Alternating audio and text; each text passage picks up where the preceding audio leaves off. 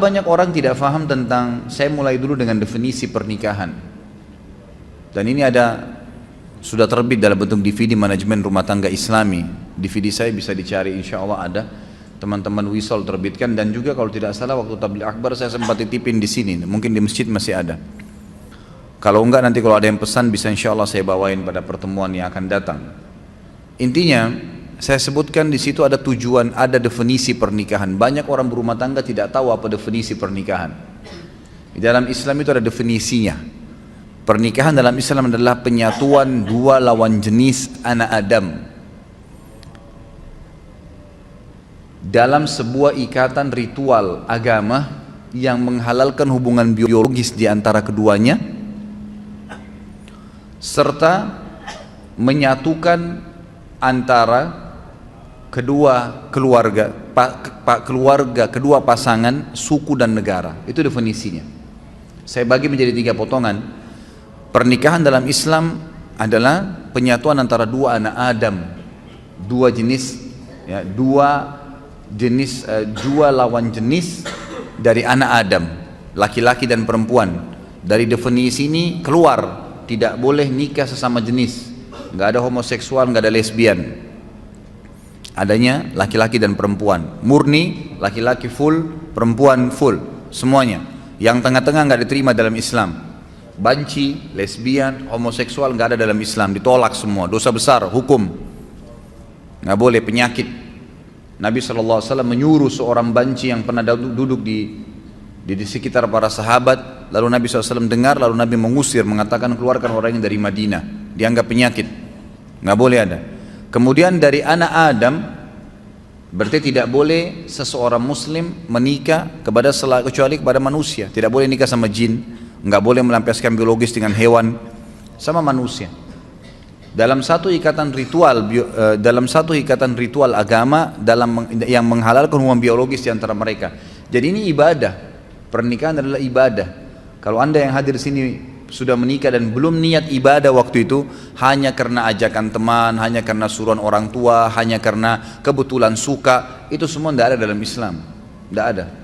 Pernikahan harus jelas dari awal niatnya karena ibadah, sehingga suka dukanya kita bisa laluin. Yang menghalalkan hubungan biologis di antara keduanya, memang tujuan pernikahan 50%, 70% hubungan biologis. Allah sudah bebankan. Munafik orang mengatakan tidak butuh lihat lawan jenis. Kita butuh lihat, butuh ngobrol, butuh pegang, butuh cium, butuh curhat, butuh berhubungan jima, hubungan biologis. Itu fitrah. Kalau ada orang tidak butuh ini, dia keluar, abnormal, bukan orang yang normal. Tidak ada di situ dia keluar dari batas normalnya. Tapi kalau dia normal, maka manusiawi sekali dia membutuhkan itu. Tapi Allah Subhanahu Wa Taala mengajarkan kita caranya dengan akad nikah. Hanya 5 menit. Si wali mengatakan saya nikahkan kamu sama anak saya Fulan bin Fulan. Kemudian si laki-laki mengatakan saya terima, selesai, sah pernikahannya. Hubungan biologisnya juga sah. Lalu dikatakan akan menyatukan keluarga kedua pasangan. Jangan antum menikah targetnya hanya pasangan kita. Kalau kita menikah, tanda kutip kita juga menikah, tanda kutip ya, kita juga menikah dengan keluarganya. Harus siap, ada ipar, ada mertua. Banyak orang ribut sama mertuanya, ribut sama iparnya karena dia tidak siap. Dia cuma mau pasangan hidupnya saja, eksklusif. Iparnya datang gak dibukain pintu. Suaminya mau bakti sama ibunya, cemberut. Dosa dia. Gimana caranya? Hukum syar'i tidak bisa diubah. Ini bukan hukum rimba. Hukum Allah pencipta langit dan bumi. Laki-laki tetap wajib bakti sama orang tuanya sampai dia mati. Dianya mati. Kalau orang tuanya mati atau hidup tetap wajib dia bakti. Tidak boleh istri menjadi penghalang suaminya untuk ketemu ibunya, bakti, ngantarin makanan, ziarah kuburnya kalau mati. Nggak boleh, haram. Dia harus dukung.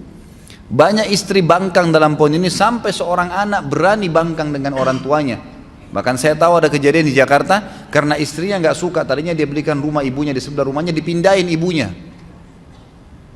Durhaka sama orang tua.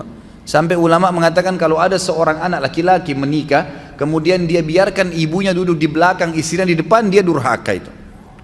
Itu namanya, durhaka. Kecuali ibunya yang minta. Tidak boleh. Dan ini wanita harus paham nih. Nggak bisa. Kalau wanita seperti ini diceraikan, halal dalam agama Islam.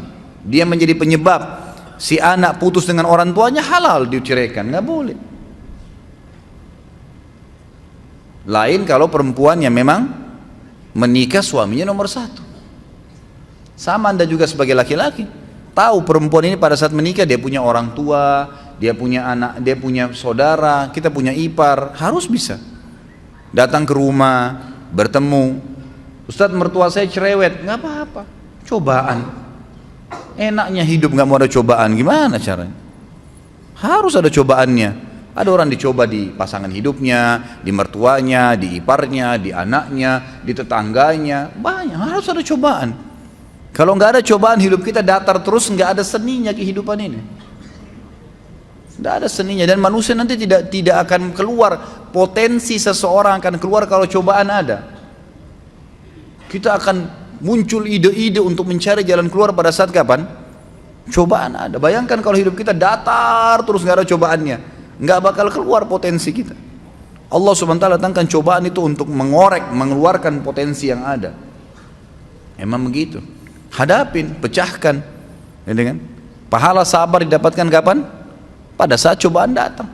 Kalau cobaan tidak ada, gimana bisa? Nggak mungkin, gitu kan?